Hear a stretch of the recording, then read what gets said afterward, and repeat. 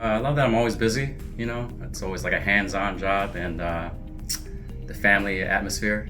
I enjoy the fact that there is minimal supervision. I work alone. I do a good job. I don't have my boss constantly on me. It's a problem-solving job, and there's a different solution for each thing you do. Multiple solutions. I like the challenge, and I like trying to make something that looked old nice and beautiful. Right now I think is knowing and learning all the new products that come in, especially all the metals. I'm not used to that right now. The different departments like nickel and chrome and blasting and masking. Okay.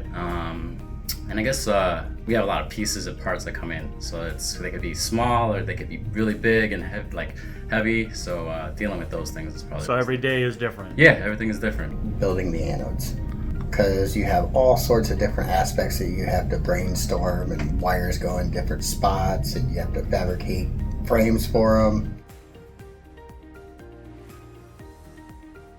Manufacturing is you don't realize what the parts that come in are what you deal with every little things every day. They could be for a car, they could be a grocery store, they could be like a little pen.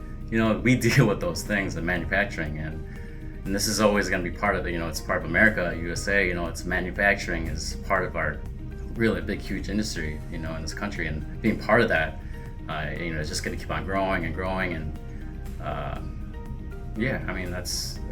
I mean, I like manufacturing. I'm pretty new to it, but it's just learning about it every day. It's really interesting. I think it's very challenging, especially our plant here.